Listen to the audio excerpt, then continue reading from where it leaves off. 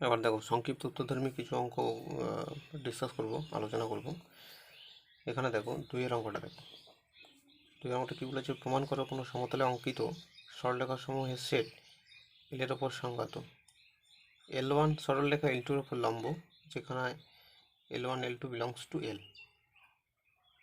এই সম্বন্ধটি এলের ওপর প্রতিসম কিন্তু সসম এবং সংক্রমণ না, এটা দেখাতে হবে। ঠিক আছে, দেখো কেমনভাবে দেখাচ্ছি। দেখো এখানে এল সেটটা সেই সমস্ত সরলরেখা যেগুলো সমতলে অঙ্কিত সরলরেখা সমূহের সেট, সেই এলটা। আর রিলেশনটার সম্বন্ধটা বলে দিয়েছে যে L1 L2 দুটো সরলরেখা, যে L1 সরলরেখা L2-র ওপর লম্ব। ঠিক আছে, তার মানে এরকম ধরো দুটো সরলরেখা, একটা হচ্ছে L1, একটা হচ্ছে L2, এরকম L1 L2-র ওপর লম্ব বা L2 L1-এর ওপর লম্ব এটা। তাহলে 1 নম্বর আমাদের রিফ্লেক্সিভ হচ্ছে কিনা দেখব। রিফ্লেক্সিভ হতে গেলে আমাদের দেখাতে হয় যে একটা সরলরেখা নেব এবং সে তার নিজের সঙ্গে লম্ব কিনা দেখব। তাহলে দেখো আমরা বলতে পারি let L belongs to capital L. এবার আমরা জানি একটা সরলরেখা নিজের সঙ্গে কখনো লম্ব হতে পারে না। তাহলে একটা সরলরেখা যেহেতু নিজের সঙ্গে লম্ব না, একটা সরলরেখা নিজের সঙ্গে কিন্তু তোমার কোইনসাইড করে, একে অপরের ওপর থাকে।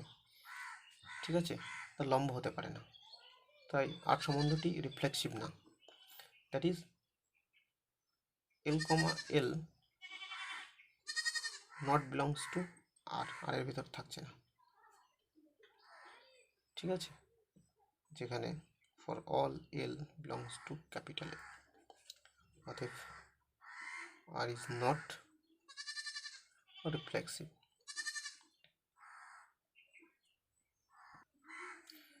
2 নম্বরে দেখো আমরা ধরে নেব একটা order pair let L1 L2 belongs to আর।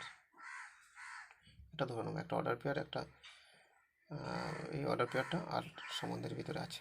তার মানে কি মিন করছে? যে L1 সরলরেখা L2 সরলরেখার উপর লম্ব। এটা মিন করছে যে L1 সরলরেখা L2 সরলরেখার উপর লম্ব।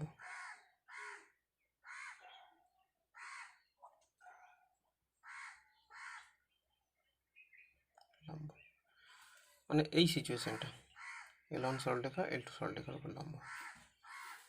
এটা আমি ঘুরিয়ে বলতে পারি যে L2 সরলরেখা L1 সরলরেখার উপর লম্ব। মানে একটা সরলরেখা L1 L2-র উপর যদি লম্ব হয়, একইভাবে L2 L1-এর উপর লম্ব হবে।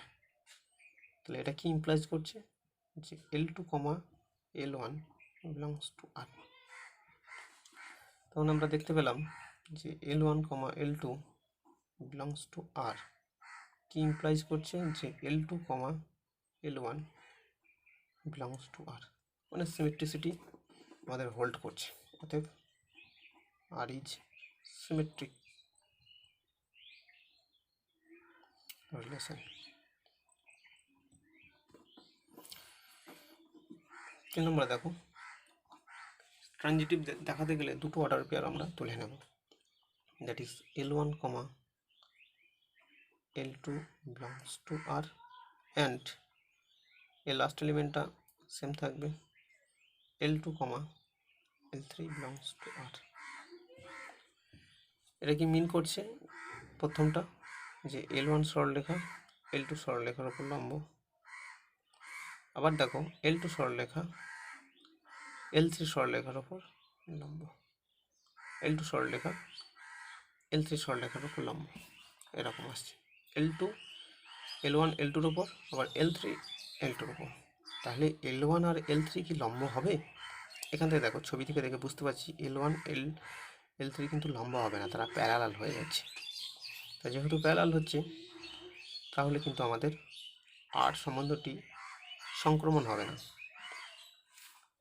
তাহলে এখানে দেখো আমাদের L1, L2 belongs to R and L2, L3 belongs to R. দেখো আমাদের এখানে ইমপ্লাইজ করছে L3, L2, L3 not belongs to আর, কারণ L2 সরলরেখা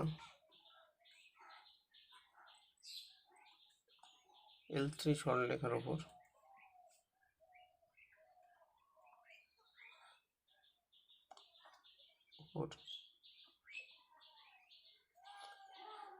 লম্ব নয়, পরস্পর সমান্তরাল।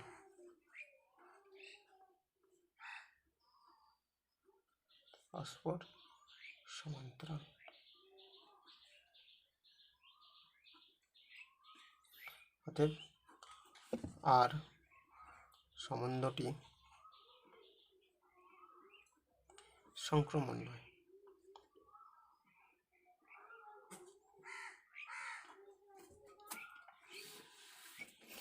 অঙ্কটা কমপ্লিট হলো। এভাবে তোমরা অঙ্কগুলো করবে। আর একটা অঙ্ক দেখাচ্ছি। এবার 7 অঙ্কটা দেখো কি বলেছে। অখণ্ড সংখ্যা সমূহের সেট জেডের ওপর একটি সম্বন্ধ আর আছে। আরটা কেমনভাবে আছে যে এক্স, ওয়াই অর্ডার পেয়ারটা কী হবে, এদের বিয়োগফলের মানটা কিন্তু জোর হবে। ঠিক আছে, এদের বিয়োগফলের মানটা জোর হবে। তোমাকে প্রমাণ করতে হবে যে আর সম্বন্ধটি জেডের ওপর সমতুল্যতা। ঠিক আছে, মানে ইকুইভ্যালেন্স রিলেশন। দেখা যাক। দেখো প্রথমে দেখাবো আমরা রিফ্লেক্সিভ দেখানোর জন্য আমরা একটা এলিমেন্ট তুলে নেব। ঠিক আছে, 1 নম্বর, 2 নম্বর। তারপরে দেখাবো আমরা সিমেট্রিক দেখানোর জন্য একটা অর্ডার পেয়ার তুলে নেব। 3 নম্বর দেখো সংক্রমণ দেখাতে গেলে আমাদের দুটো অর্ডার পেয়ার তুলে নেব। তাহলে 1 নম্বরে দেখো আমরা এলিমেন্ট একটা তুলে নেব, let x belongs to z. এবার সে নিজের সঙ্গে অর্ডার পেয়ার তৈরি করে কিনা দেখি। তাহলে এক্স মাইনাস, এখানে বলেছি কি এক্স মাইনাস ওয়াই এর মান জোর হবে। তাহলে সে নিজের সঙ্গে মানে এক্স মাইনাস এক্স সমান 0। তাহলে 0 আমাদের জোর সংখ্যা, 0 জোর সংখ্যা হচ্ছে জোর সংখ্যা। তাহলে 0 যদি জোর সংখ্যা হয় তাহলে এক্স, এক্স এই যে অর্ডার পেয়ারটা এটা বিলং করবে আর এর ভিতর। For all x belongs to Z. তাহলে এই অর্ডার পেয়ারটা যদি আর এর ভিতর বিলং করে তাহলে আমি বলতে পারি আর ইজ রিফ্লেক্সিভ হয়ে গেল। 2 নম্বর দেখো আমাদের সিমেট্রিক দেখাতে গেলে দুটো অর্ডার পেয়ার তুলে নেব, একটা অর্ডার পেয়ার তুলে নেব। তাহলে প্রথমেই আমরা ধরবো যে let x, Y belongs to R. এটা কি মিন করছে, এটা আর এর ভিতরে আছে মানে এই প্রপার্টিটা হোল্ড করছে। দ্যাট ইজ অতএব এক্স মাইনাস ওয়াই এর মান জোর। এই দুজনের বিয়োগফলের মান যদি জোর হয় তাহলে নিশ্চয়ই মাইনাস কমন নিয়ে যদি ওয়াই মাইনাস এক্স এর মানও জোর হবে। তাহলে অবভিয়াসলি মাইনাসটা যদি তুমি তুলে দাও তাহলে ওয়াই মাইনাস এক্সেরও মান কিন্তু জোর হবে, দুজনের বিয়োগফলের মানও কিন্তু জোর হবে। অথবা আমরা বলতে পারি যে ওয়াই, এক্স এই অর্ডার পেয়ারটাও কিন্তু আর এর ভিতরে আছে। তাহলে আমাদের কি ইমপ্লাইজ করলো যে x, Y belongs to R implies করে দিল যে ওয়াই, এক্স এটাও আর এর ভিতরে আছে। অর্থাৎ আর ইজ সিমেট্রিক হয়ে গেল। আবার দেখো 3 নম্বরে দেখো ট্রানজিটিভ কীভাবে দেখো। ট্রানজিটিভ দেখাতে গেলে আমাদের দুটো অর্ডার পেয়ার আমরা তুলে নেব। Let x, Y belongs to R and y, z এর লাস্টের সঙ্গে এর প্রথমটা কিন্তু সেম হবে, বিলংস টু আর। এই দুটো করে দেখে নেব। তাহলে এই দুটো কি মিন করছে যে এক্স মাইনাস ওয়াই এর মান জোর এবং ওয়াই মাইনাস জেড এর মান জোর। এবার দেখো আমাদের যদি এই দুটোকে যোগ করে দাও, x minus y plus y minus z, দুটো জোর মানের সঙ্গে এরও মান জোর এরও মান জোর, দুটো জোর মানের যোগফলও কিন্তু জোর হবে। তাহলে এখানে দেখো ওয়াই কেটে যাচ্ছে, এর মান জোর। That is x minus Z এর মান আমাদের জোর হলো। তাহলে আমাদের কি পেলাম, যে X comma Y belongs to R and Y comma Z belongs to R. কি ইমপ্লাইজ করে দিল, যে X comma Z belongs to Z R, sorry R, অতএব আর ইজ ট্রানজিটিভ। তাহলে আমরা দেখতে পেলাম যে আর তিনটে প্রপার্টি হোল্ড করছে, এক রিফ্লেক্সিভ, দুই সিমেট্রিক, তিন ট্রানজিটিভ। অতএব আর ইজ ইকুইভ্যালেন্স রিলেশন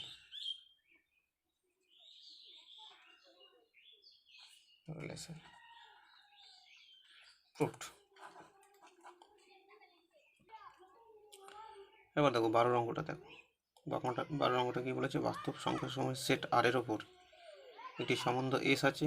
এসটা কেমনভাবে আছে, যে অর্ডার পেয়ারগুলো x comma y order pair যে সার্কেল গঠন করছে, মানে x square plus y square সমান 1 হবে অলওয়েজ, যেখানে এক্স কমা ওয়াই আর থেকে নিচ্ছি, মানে বাস্তব সংখ্যা থেকে নিচ্ছি। তাহলে আর সম্বন্ধটি আর এর ওপর, আর বাস্তব সংখ্যাটা, হ্যাঁ, এর সম্বন্ধটি আর এর ওপর আমাদের সসম, প্রতিসম এবং সংক্রমণ হবে কি না, এই তিনটা পরীক্ষা করতে হবে। দেখো একটা করে পরীক্ষা করে দেখাচ্ছি। 12 অঙ্কটা করে দিচ্ছি, এরপর তোমার সংক্ষিপ্ত উত্তর ধর্মী বাকি অঙ্কগুলো তোমরা ঘরে করার চেষ্টা করবে, আটকে গেলে আমাকে বলবে। দেখো এক্ষেত্রে যেহেতু আর বাস্তব সংখ্যার সেট ছিল, তাই রিলেশনটা আর ধরেনি, এখানে রিলেশনটা এস ধরে নিয়েছে। ঠিক আছে, এখানে আমরা দেখি 1 নাম্বার, যে এটা রিফ্লেক্সিভ কিনা। রিফ্লেক্সিভ কিনা দেখাতে গেলে আমাদের দেখাতে হবে যে এক্স অর্ডার পেয়ার এক্স কমা এক্সটা এসের ভিতর আছে কিনা আমরা দেখব। তাহলে এটা এসের ভিতর থাকতে গেলে আমাদের x square plus x square সমান 1 এই প্রপার্টিটা হোল্ড করতে হবে।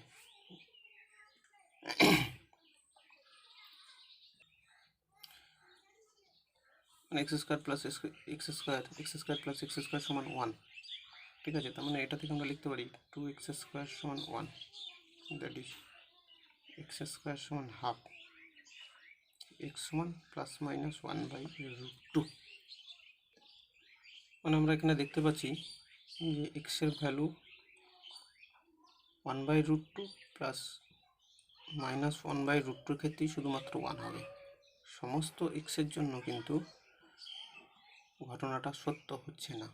অতএব এক্স কমা এক্স এই অর্ডার পেয়ারটা এসের ভিতরে থাকলো না, অতএব এস রিফ্লেক্সিভ নয়।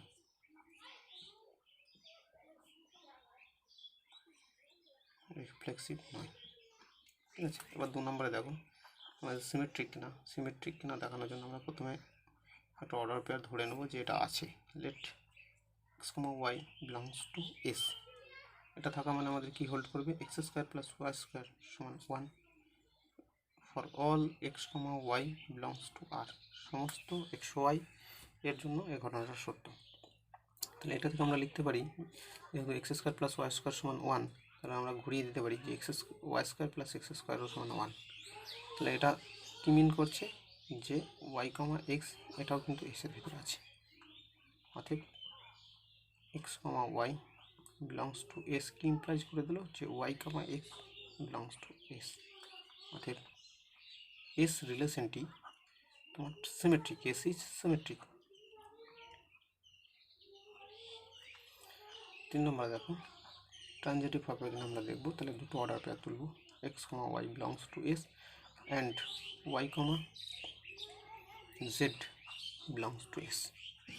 তাহলে এটা কি ইমপ্লাইজ করছে, এটা কি বোঝাচ্ছে, যে x square plus y square সমান 1 and y square plus z square সমান 1।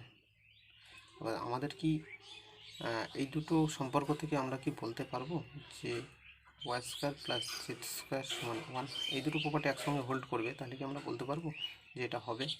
এটা হবে কিনা আমাদের দেখতে হবে। তাহলে এই দুটোকে আমরা যদি যোগ করে দিই তাহলে কী পাচ্ছি দেখো, x square plus y square plus z square সমান আমাদের এদিকে চলে আসছে 1 + 1, that is x square plus z square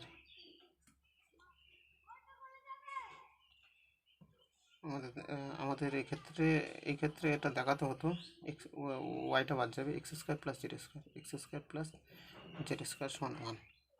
এটা আমাদের যদি দেখাতে পারি তাহলে আমরা এসটাকে ট্রানজিটিভ বলবো, y square plus z square না, কারণ এই ওয়াইটা যেটা কমন আছে সেটা বাদ যাবে। ঠিক আছে, তাহলে x square plus z square plus 2y square সমান 2 হয়ে যাচ্ছে।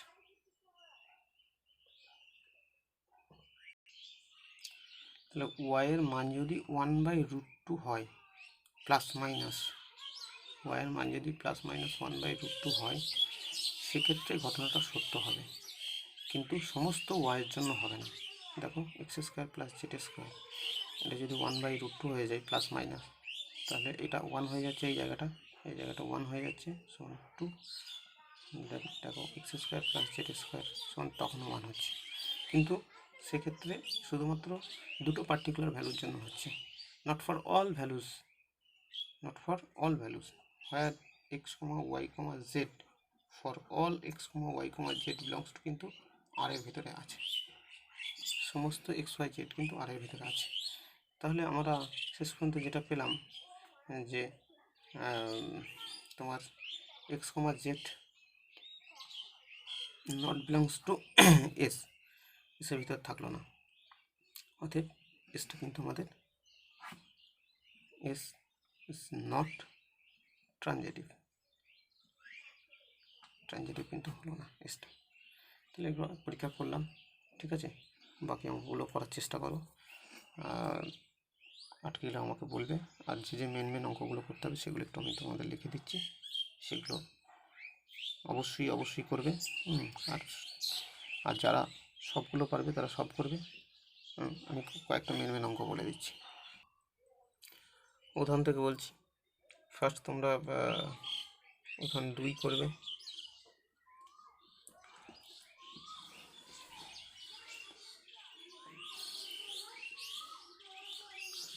সরি এটা উদাহরণ 2 না, উপপাদ্য 2, এই উপপাদ্যটা করবে। উপপাদ্যর পথ একদম উদাহরণে চলে আসছি, উদাহরণ 1 করবে,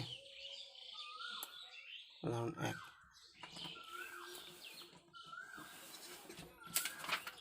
একের পর দেখো পরের পৃষ্ঠায় এসো,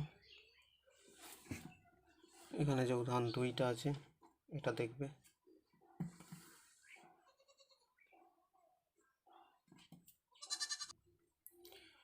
তারপর উদাহরণ 5 দেখবে, উদাহরণ 10 দেখবে, আর এদিকে উদাহরণ 8 দেখবে। দেখো প্রশ্নমালা 1-এর বহু বিকল্পধর্মী সব করবে, অতি সংক্ষিপ্ত উত্তরধর্মী অঙ্কগুলো করবে 1, 5, 1, 3, 5, 7, 8, 9, আর সংক্ষিপ্ত উত্তরধর্মী অঙ্কগুলো করবে 2, 4, 7, 11, 12, 14, 16। আর যারা পারবে সব করবে, পারলে সব অঙ্ক